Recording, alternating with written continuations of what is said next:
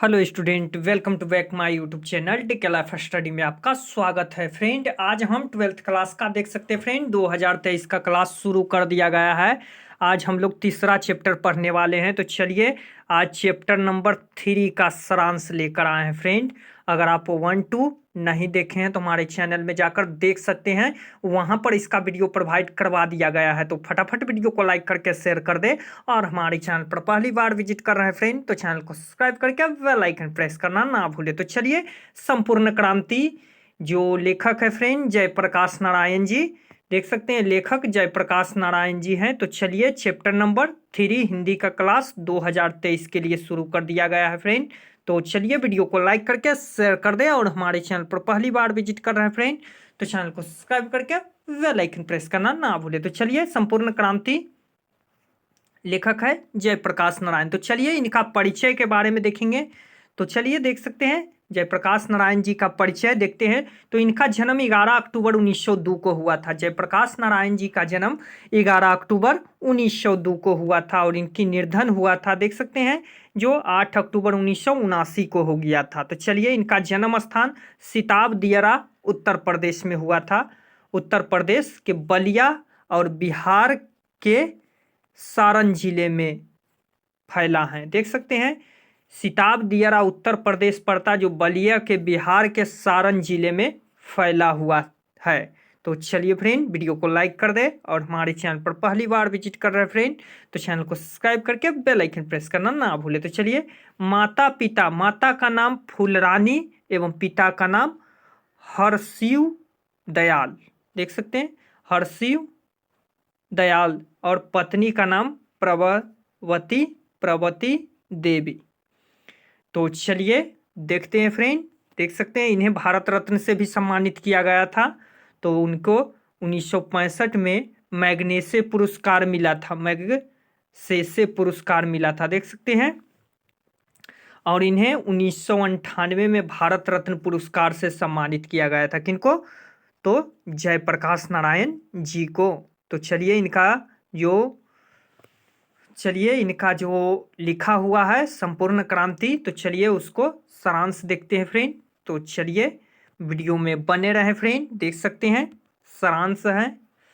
चलिए, संपूर्ण क्रांति शीर्षक अंश 5 जून 1974 के पटना के गांधी मैदान में दिए गए थे। देख सकते हैं कि संपूर्ण क्रांति है जो शीर्षक का अंश 5 जून 1974 को पटना के गांधी मैदान में दिए गए भाषण का नाम है संपूर्ण क्रांति।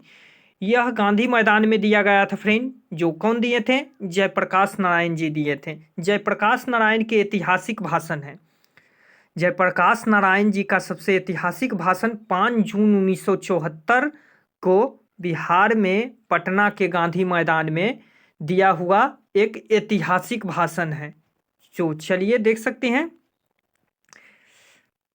जयप्रकाश नारायण के ऐतिहासिक भाषण का एक अंश है। संपूर्ण भाषण पुस्तिका के रूप में प्रकाशित हुआ है।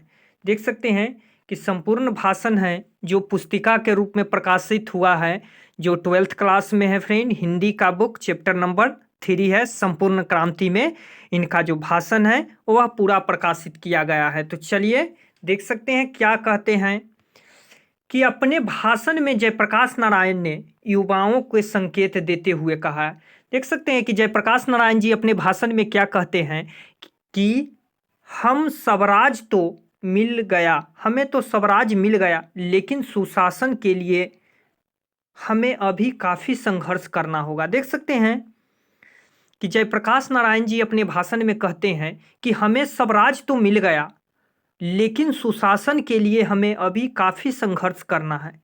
और भाषण के दौरान उन्हें नेहरू जी का उदाहरण दिए हैं। तो जयप्रकाश नारायण जी अपने भाषण के दौरान किनका उदाहरण दिए थे? तो जवाहरलाल नेहरू जी का उदाहरण दिए थे।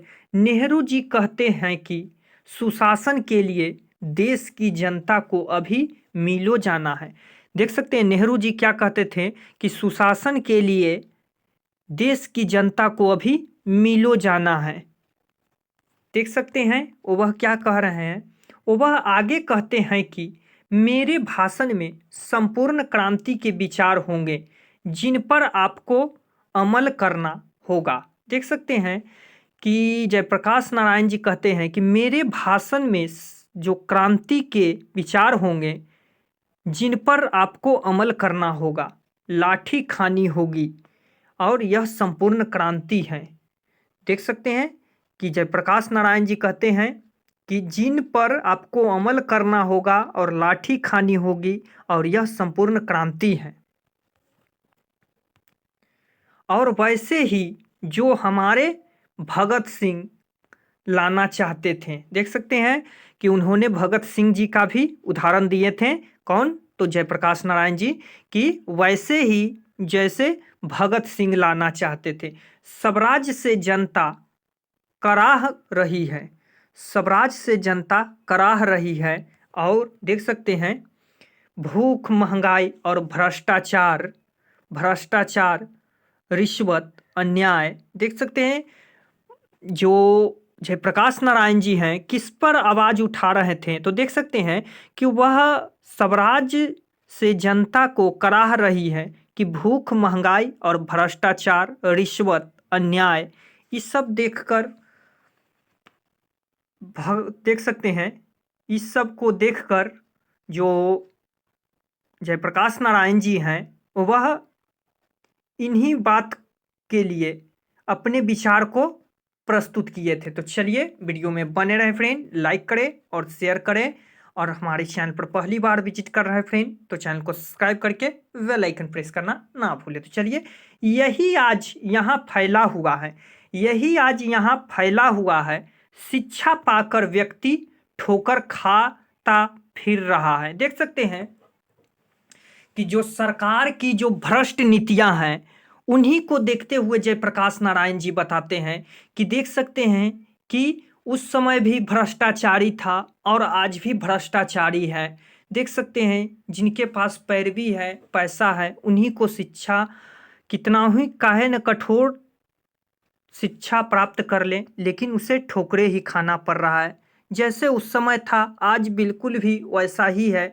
देख सकते हैं कि बिहार की जनता, जो आज बिहार के लोग काफ़ी पढ़े लिखे होने के कारण भी उन्हें शिक्षा पाकर और ठोकरे खाना पड़ रहा है। तो इसी के बारे में जयप्रकाश नारायण जी उस समय सन 1974 में भी बताते थे, और आज यही उसी नीति को आज ही देख सकते हैं, आप लोग मिला सकते हैं कि वही बात आज फिर से दोहराया जा रहा है। यहाँ नारे तो लगते हैं पर गरीबी हटती नहीं। देख सकते हैं नारा तो बहुत लगता है पर गरीबी हटती नहीं, महंगाई नहीं हटती। बहुत सारे सरकार आए, देख सकते हैं जो मनमोहन सिंह थे उनके समय में कैसा था, और आज जो बीजेपी का सरकार आया है उस समय क्या है। देख सकते हैं मानो लूट रहा है जनता, गरीबी और गरीब के तले दबकर मर रहा है। मतलब यही कह सकते हैं हम लोग कि देख सकते हैं यहाँ तक कि भ्रष्टाचारी, बेरोजगारी कभी ख़त्म नहीं हो सकती है। यह इनका जरिया जो है जयप्रकाश नारायण जी ने खुद सरकार को ही बताया है। जो कह सकते हैं कि भ्रष्टाचारी का मेन जड़ सरकार होता है, सरकार ही भ्रष्टाचारी लाती है और लूटपाट, महंगाई और बेरोजगारी बढ़ाकर जो भ्रष्टाचार की जो नीति है मानो सरकार के द्वारा ही जन्म लेती है। भ्रष्टाचार सरकार की गलत नीतियों से ही जन्म लेती है। और देख सकते हैं कि आज अगर बहुत सारा महंगाई बढ़ गया तो गरीब लोग मर रहा है, तो क्या देख सकते हैं लोग शिक्षा पाकर भी ठोकरे खा रहे हैं, उनको रोजगार नहीं मिल रहा है। और देख सकते हैं बिहार का बहुत हालात खराब है, इसीलिए आज बिहार को पिछड़ा में जोड़ा गया है, क्योंकि शिक्षित रहते हुए भी यहाँ के लोग रोजगार के लिए ठोकरे खा रहे हैं। तो इसी बात को लेकर 1974 में जो जयप्रकाश नारायण जी थे, इन्हीं बात पर वह भाषणों के माध्यम से बताए थे, और आज वही बढ़ती चली जा रही है। देख सकते हैं वही आज बढ़ती चली जा रही है। भाषण में दिनकर जी की कविता और उनके निर्धन की चर्चा की है। देख सकते हैं फ्रेंड कि जो राजनेता हैं वह जनता को किस तरह से मोह लेता है, मानो हम लोग दूध के धुए हुए हैं। मतलब आप लोग को एक विश्वास दिला देता है कि हम लोग बहुत अच्छा कर रहे हैं। मानो उनके जो स्पीच हैं उनके आधार पर वह कई सारा बिहार के कवि को या लेखक को ले लेते हैं, जिसमें रामधारी सिंह दिनकर जी भी घस घसीट रहे हैं। तो पहले के समय में और अब के समय में कुछ भी नहीं बदलाव हुआ है फ्रेंड। जिस तरह से पहले था और आज भी उसी तरह से चल रहा है। देख सकते हैं कि कहूँ भी जो जनता भाषण दे रही है, यहाँ जनता के सामने राजनेता लोग रहते हैं, तो वह अपने स्पीचों में लिख कर लाते हैं और देखते हैं कि वहाँ से किस तरह के संबंधित हैं और उसी आधार पर बताते हैं। देख सकते हैं कि बिहार में जो बड़े बड़े राजनेताओं आते हैं तो वह रामधारी सिंह दिनकर जी को लपेटते हैं और रामधारी सिंह दिनकर की बातों को वह बोलकर और फिर से भ्रष्टाचारी फैला देते हैं। जनता मूर्ख है मानो। देख सकते हैं बहुत सारा लेखक कवि जनता को मिट्टी की मूरत बताए हैं। तो जनता दूध पीता हुआ एक बच्चा है जो कोई भी आकर खेल सकता है। तो देख सकते हैं इसी भाषण के माध्यम से जो जयप्रकाश नारायण जी हैं, जो लोगों को यह बताना चाहते हैं कि देखो आज बिहार में कितना बेरोजगारी है और क्या है, इसी के बारे में वह कहना चाह रहे हैं। तो चलिए फ्रेंड, वीडियो को लाइक करके शेयर कर दें और हमारे चैनल पर पहली बार विजिट कर रहे हैं फ्रेंड तो चैनल को सब्सक्राइब करके और बेल आइकन प्रेस करना ना भूलें। तो चलिए देख सकते हैं कि भाषण में दिनकर जी की कविता और उनके निर्धन की चर्चा की जाती है। देख सकते हैं भाषण में जो रामधारी सिंह दिनकर की कविता है और उनको निर्धन के बारे में चर्चा की जाती है। वे नई जिम्मेवारियों की चर्चा करते हैं, विद्यार्थियों का आहन करते हैं। देख सकते हैं जो भगत सिंह जी जो जयप्रकाश नारायण जी हैं वह विद्यार्थियों के जीवन के बारे में चर्चा करते हैं और देख सकते हैं कि मात्र जयप्रकाश नारायण के नेतृत्व से काम नहीं चलेगा, आपको अब अपना नेतृत्व संभालना होगा। देख सकते हैं जयप्रकाश नारायण के नेतृत्व से काम नहीं चलेगा, मतलब जयप्रकाश नारायण जी के कहने से सिर्फ नहीं होगा, आप सबको मिलकर करना होगा, आपको नेतृत्व सब मिलकर संभालना होगा। कौन कह रहे थे? तो जयप्रकाश नारायण जी कह रहे थे। चलिए देख सकते हैं कि उन्होंने कहा भविष्य आपके हाथों में। तो चलिए देख सकते हैं कि उन्होंने कहा भविष्य आपके हाथ में है, मतलब जितना भी भविष्य है आने वाला वह जनता के हाथ में है। वह उन्हें यह भी घोषणा की कि मैं सबकी बात सुनूंगा पर फैसला मेरा ही होगा। देख सकते हैं जयप्रकाश नारायण जी कह रहे थे कि मैं सबका बात सुनूंगा पर फैसला मेरा ही होगा। यदि ऐसा नहीं हो सका तो आपके झगड़े में, बहस में हम पता नहीं किधर बिखर जाएंगे। देख सकते हैं कि जयप्रकाश नारायण जी कहते हैं कि अगर ऐसा नहीं होता तो मानो कि आपके झगड़े में और बहस में ना जाने हम किधर बिखर जाएंगे। तो चलिए फ्रेंड, वीडियो को लाइक करके शेयर कर दें और हमारे चैनल पर पहली बार विजिट कर रहे हैं फ्रेंड तो चैनल को सब्सक्राइब जरूर करें। तो चलिए, अपने भाषण के दौरान वे अपने छात्र जीवन के बारे में बताते हैं। अपने भाषण के दौरान जयप्रकाश नारायण जी अपने छात्र जीवन के बारे में बताते हैं कि आईएससी पास करने के बाद आगे की पढ़ाई के लिए हिंदू विश्वविद्यालय के बावजूद भी अमेरिका में पढ़ाई करनी पड़ी। देख सकते हैं कि अपने छात्र के जीवन के बारे में, अपने छात्र जीवन के बारे में कौन बताते हैं? जयप्रकाश नारायण जी, कि आईएससी के पास करने के बाद आगे की पढ़ाई के लिए विश्वविद्यालय के बावजूद भी अमेरिका में पढ़ाई पूरी करनी पड़ी। कारण यह था कि हिंदू विश्वविद्यालय अंग्रेजों के फंड से चलता है। देख सकते हैं, कारण यह था कि जो हिंदू विश्वविद्यालय था उस समय अंग्रेजों के फंड से चलता था, इसीलिए वह अमेरिका में पढ़ाई करने चले गए थे। कौन? जयप्रकाश नारायण जी। तो चलिए फ्रेंड, देखते हैं आगे। तो वीडियो में बने रहें और लाइक करें, शेयर करें फ्रेंड। चलिए, अमेरिका में पढ़ाई के दौरान वेटर का काम किया। देख सकते हैं, अमेरिका में जो जयप्रकाश नारायण जी पढ़ाई किए और वेटर का काम भी किए। बर्तन साफ किए थे, लोहे का कारखाना में काम किए थे। देख सकते हैं, बर्तन भी साफ किए थे और लोहे के कारखाना में काम भी किए थे। इतने कठिनाइयों से अपनी पढ़ाई पूरी की थी। देख सकते हैं कि बहुत ही कठिनाई से अपनी पढ़ाई पूरी की थी। कौन? जयप्रकाश नारायण जी। तो चलिए फ्रेंड, वीडियो में बने रहें। तो चलिए देख सकते हैं, जेपी जयप्रकाश नारायण जी का नाम है फ्रेंड, जेपी उन्हें कहते हैं और लोक नायक के भी नाम से जाने जाते हैं। किनको? जयप्रकाश नारायण जी को। तो चलिए देख सकते हैं, जेपी जयप्रकाश नारायण जी का नाम है। जेपी आंदोलन के क्रम में जो सभा हुई थी, उस सभा में वे विलाप बनने में कांग्रेस सरकार ने कौन कौन से इत्कंडे अपनाए। देख सकते हैं कि जेपी थे, जो कांग्रेस सरकार ने कौन कौन से हथकंडे अपनाए, इनकी भी चर्चा उन्होंने अपने भाषण में किए थे। देख सकते हैं, कांग्रेस के भी चर्चा अपने भाषण में किए थे। तो चलिए, लोगों को ट्रेनों से उतारा गया, लाठियां चलाई गई। जेपी ने इस लोकतंत्र पर कलंक माना। देख सकते हैं कि लोगों को ट्रेन से उतारकर लाठियां चलाई। जेपी ने इस लोकतंत्र को कलंक माना। वे उन लोगों को लोकतंत्र का दुश्मन मानते हैं जो शांतिमय कार्यक्रमों में बाधा डालते हैं। देख सकते हैं, जयप्रकाश नारायण जी बोले कि मैं उन लोगों को दुश्मन मानता हूं जो शांतिमय कार्यक्रम में बाधा डालते हैं।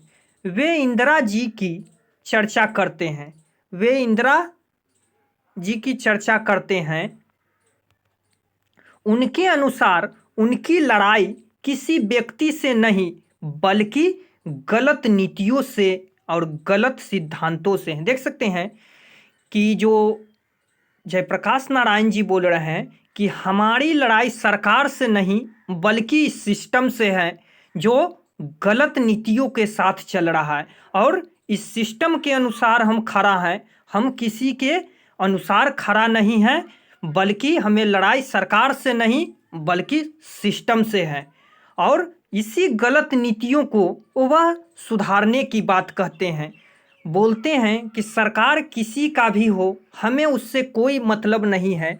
हमें सरकार से नहीं, बल्कि लड़ाई इस सिस्टम से है जो भ्रष्टाचारी, महंगाई, बेरोजगारी जो बढ़ रहा है, उसी के बारे में जयप्रकाश नारायण जी बताते हैं। तो चलिए देख सकते हैं, नीचे में देखते हैं फ्रेंड, उसके गलत कार्यों से हैं। मतलब जो राजनेता लोग गलत कर रहे हैं, उस गलत कार्य से हैं। हमें लड़ाई सरकार से नहीं है।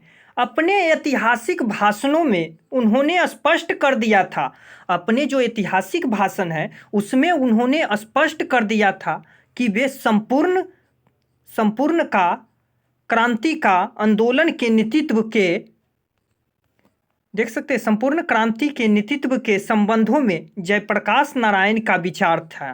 किनका था? जयप्रकाश नारायण जी का विचार था। और आंदोलनों का नेतृत्व वे किस शर्त पर स्वीकार करते हैं। देख सकते हैं कि आंदोलनों के नेतृत्व के विषय में जो जेपी, देख सकते हैं, आंदोलनों के नेतृत्व के विषय में जेपी यानी जयप्रकाश नारायण जी के विचार थे कि सबकी सलाह ली जाएगी। देख सकते हैं कि आंदोलन किए थे, उनके नेतृत्व में जो जयप्रकाश नारायण जी का विचार था कि मानो सबकी सलाह ली जाए, सबकी बात सुन ली जाएगी। छात्रों की बात तो अत्यधिक सुनी जा सकती जाएगी। तो चलिए देख सकते हैं कि जेपी यानी जयप्रकाश नारायण जी के विचार में सबकी सलाह मानने की बात कही थी और सबकी बात सुन ली जाएगी, छात्रों की बात तो अत्यधिक सुनी जाएगी। देख सकते हैं क्योंकि जयप्रकाश नारायण जी किनके लिए लड़ रहे थे, तो छात्रों के लिए ही लड़ रहे थे। जो संपूर्ण क्रांति किए थे फ्रेंड, वह छात्रों के लिए ही किए थे। सबकी सलाह की जाएगी, सबकी बात सुनी जाएगी, छात्रों की बात तो अत्यधिक सुनी जाएगी, जितना भी समय होगा उसके साथ बिताया जाएगा। तो देख सकते हैं छात्रों के लिए ही यह आंदोलन शुरू किए थे। जो बेरोजगारी था, मानो पढ़े लिखे व्यक्ति भी थे जो ठोकर खा रहे थे, उनसे बहस में जेपी, देख सकते हैं उनसे बहस भी की जाएगी, उनकी बातों समझी जाएगी और अधिक से अधिक समझने का प्रयास भी किया जाएगा।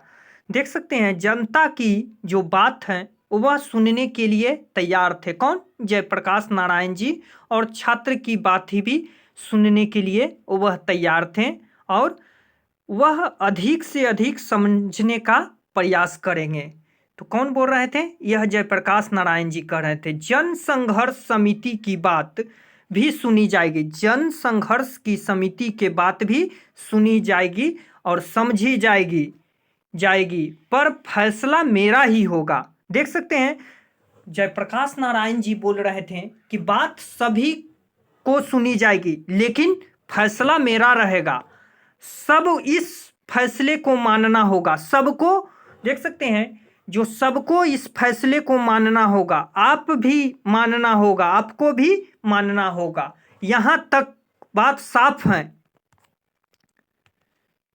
यहां तक देख सकते हैं यहां एक बात साफ है कि जयप्रकाश नारायण के साफ कहा था कि आंदोलन का संचालन सबकी सलाह से होगा। देख सकते हैं यहां तक की बात साफ था कि जयप्रकाश नारायण जी ने साफ कहा था कि आंदोलन का संचालन सबकी सलाह से होगा पर फैसला मेरा होगा। कौन बोल रहे थे? जयप्रकाश नारायण जी बोल रहे थे।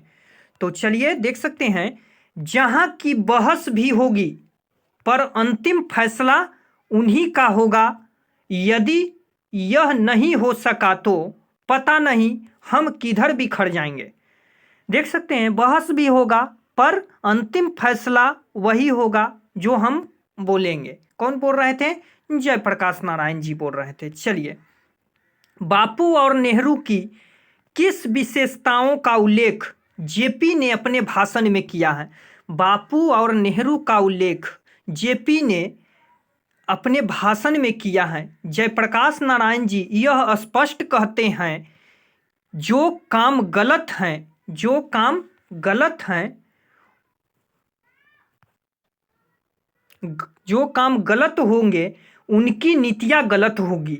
जयप्रकाश नारायण जी क्या बोल रहे हैं कि जो काम गलत होगी उनकी नीतियां गलत होगी, वे उसका विरोध करेंगे। बापू में इतनी महानता थी कि वे बुरा नहीं मानते थे। बापू में इतनी महानता थी कि वे बुरा नहीं मानते, वे हमें बुलाकर प्रेम से समझाना चाहते थे, समझाया भी है।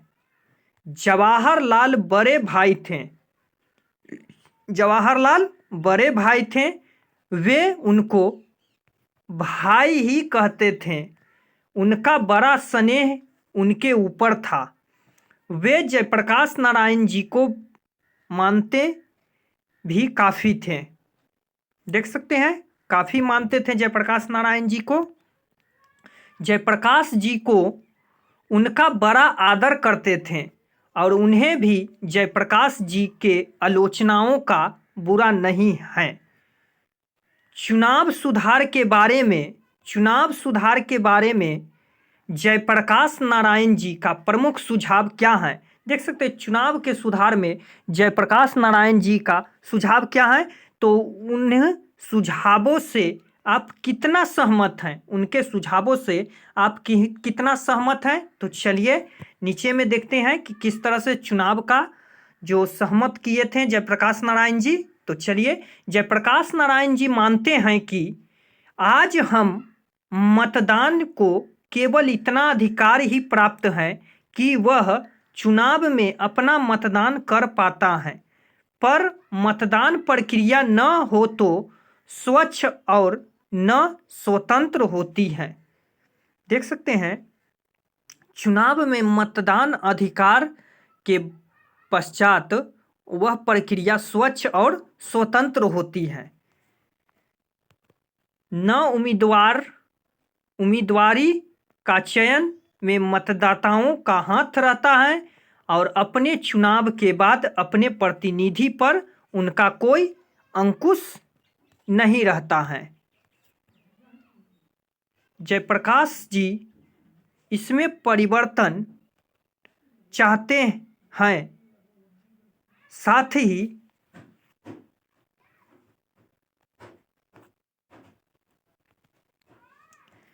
साथ ही चुनाव में जो रुपया जाति बाहुबल का प्रयोग होता है, जो मिथ्या भाषण और मिथ्याचरण होता है, यह भी समाप्त होना चाहिए।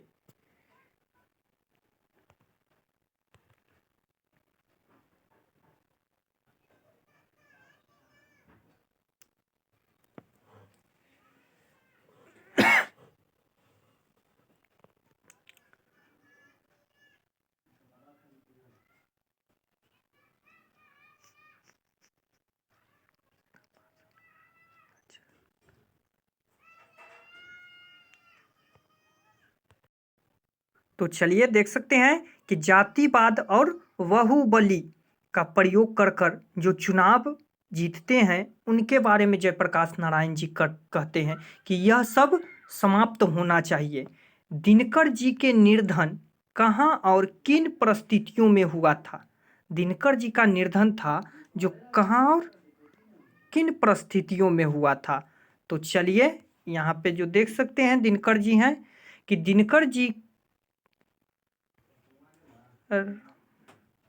रामनाथ गोयनका दिनकर जी थे जो रामनाथ गोयनका के यहाँ मेहमान थे, जो इंडियन एक्सप्रेस के मालिक थे।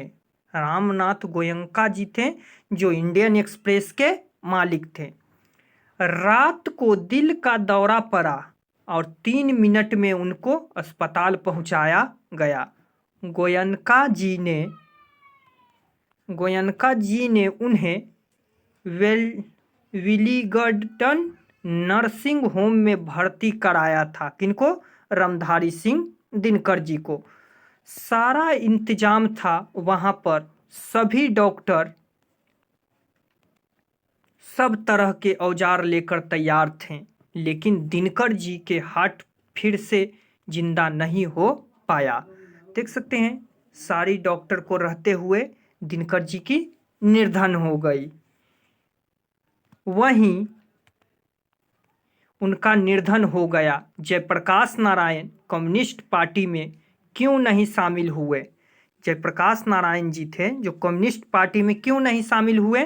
तो कुछ वजह था जिनके कारण वह शामिल नहीं हुए। तो चलिए देख सकते हैं कि जयप्रकाश ने लौटने पर सोचा था कि जो देश गुलाम है वो वहाँ के कम्युनिस्टों को हरगिज वहाँ की आज़ादी की लड़ाई से अपने को अलग नहीं रखना चाहिए। देख सकते हैं कि जो देश गुलाम है वो वहाँ के जो कम्युनिस्टों को हरगिज वहाँ की आज़ादी के लिए लड़ाई से अपने को अलग नहीं रखना चाहिए, क्योंकि लड़ाई के नेतृत्व बुर्जाओं क्लासों के हाथों में रहता है। कौन बोल रहे थे? तो जयप्रकाश नारायण जी बोल रहे थे। तो चलिए देखते हैं नेक्स्ट नंबर, देख सकते हैं आगे में है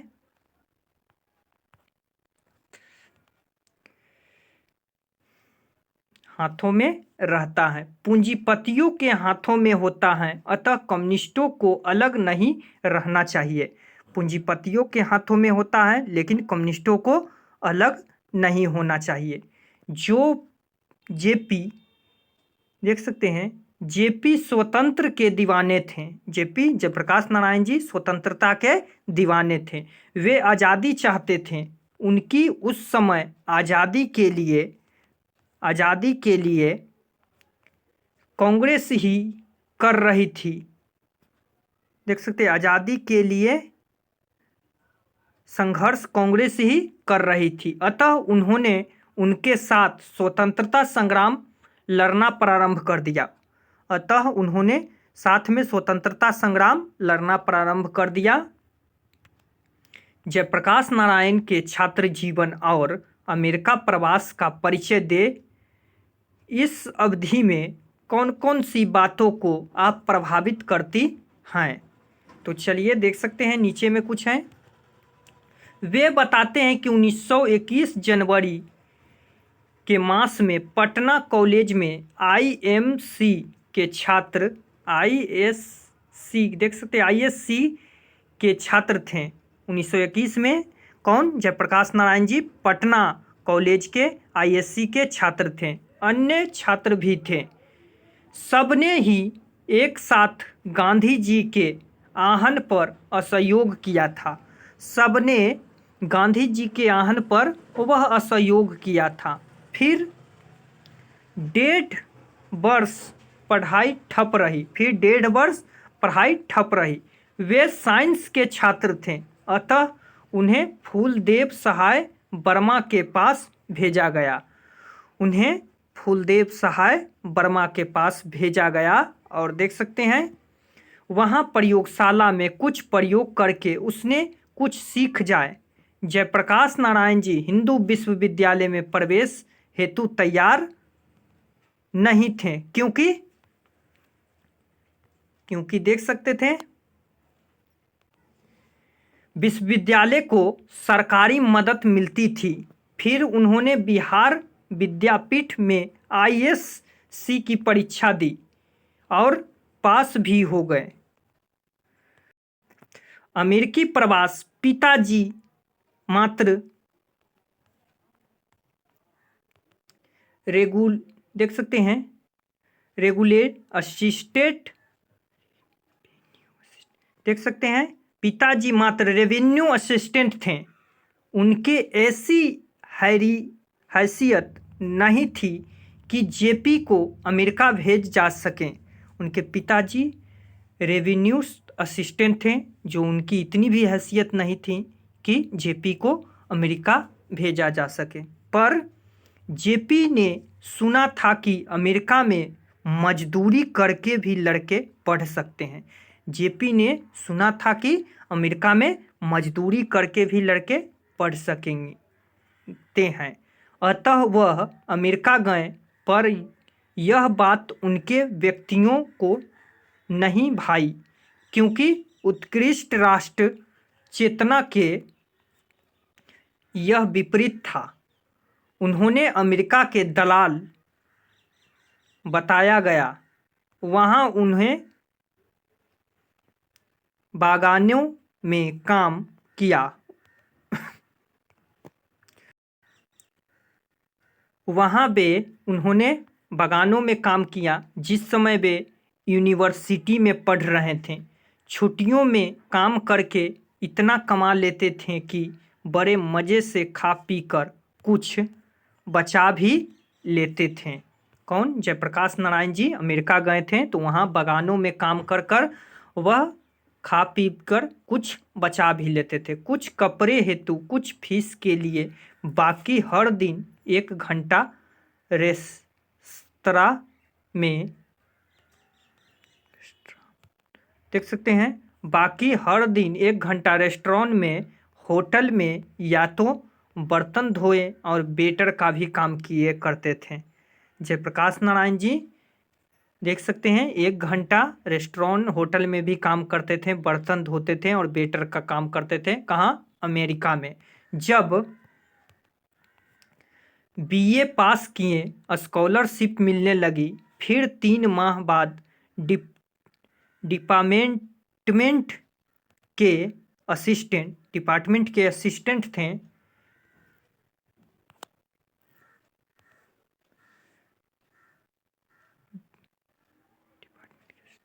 असिस्टेंट भी हो गए। वह वहाँ के जो डिपार्टमेंट थे बीए पास किए तो वहाँ के असिस्टेंट भी बन गए। ट्यूटोरियल की क्लास भी लेने लगे। फिर जीवन थोड़ा आराम से कटने लगा। अगर कोई डेमोक्रेसी का दुश्मन है तो वे लोग दुश्मन हैं जो जनता की शांतिमय कार्यक्रम में बाधा डालते हैं। उनकी गिरफ्तारियां करते हैं, उन पर लाठी चलाते हैं, गोलियां चलाते हैं। व्यक्ति से नहीं, हमें तो नीतियों से। देख सकते हैं, गिरफ्तारी, लाठियां चलाते, गलतियों, गोलियां चलाते हैं। व्यक्तियों से नहीं, हमें नीतियों से झगड़ा है। देख सकते हैं, बोले कि व्यक्तियों से नहीं, हमें उन नीतियों से झगड़ा है। सिद्धांतों से झगड़ा, कार्य से झगड़ा है। सिद्धांतों से झगड़ा है और कार्य से झगड़ा है। जो देख सकते हैं कि प्रस्तुत पंक्तियां में जयप्रकाश नारायण भाषण में उन्होंने 1974 के पटना के गांधी मैदान में जो दिए थे, वहां से उन्होंने संपूर्ण क्रांति लिखा था। और देख सकते हैं, उस समय जो सरकार थी, सबकी नीतियों का, क्रियाकलापों की आलोचना करते हुए जयप्रकाश नारायण जी कहते हैं, क्या कहते थे कि आज हम सभा भी नहीं कर सकते, सभा में आने वाली जनता को रोका जा सकता है, उन पर बल का प्रयोग किया जा सकता है। ये ही वास्तव में डेमोक्रेसी का दुश्मन है। कौन बता रहे थे? जयप्रकाश नारायण जी कर रहे थे। डेमोक्रेसी के में सभा करने का अधिकार जनता को प्राप्त है, क्योंकि देख सकते जो व्यक्ति शांतिमय और कार्यक्रम में बाधा डालते हैं वे ही कार्यक्रम कर सकते हैं। तो चलिए फ्रेंड, आज के लिए इतना ही फ्रेंड। देख सकते हैं आज सारांश लेकर आए थे फ्रेंड। तो चलिए नेक्स्ट वीडियो में क्वेश्चन आंसर लेकर आएंगे। तो चलिए फ्रेंड, आज के लिए इतना ही। वीडियो को लाइक करके शेयर कर दे फ्रेंड, और हमारे चैनल पर पहली बार विजिट कर रहे हैं तो चैनल को सब्सक्राइब करके बेल आइकन प्रेस करना ना भूले। तो चलिए, आज हम लोग देख सकते हैं चैप्टर नंबर 3 संपूर्ण क्रांति हिंदी का है फ्रेंड। तो इसका सारांश लेकर आए थे। तो वीडियो को लाइक करके शेयर कर दे, और हमारे चैनल पर पहली बार विजिट कर रहे हैं फ्रेंड तो चैनल को सब्सक्राइब करके और बेल आइकन प्रेस करना ना भूले। तो चलिए फ्रेंड, आज के लिए इतना ही फ्रेंड। तो चलिए नेक्स्ट वीडियो में इसका क्वेश्चन आंसर लेकर आएंगे। तो चलिए, तब तक के लिए टेक केयर, बाय।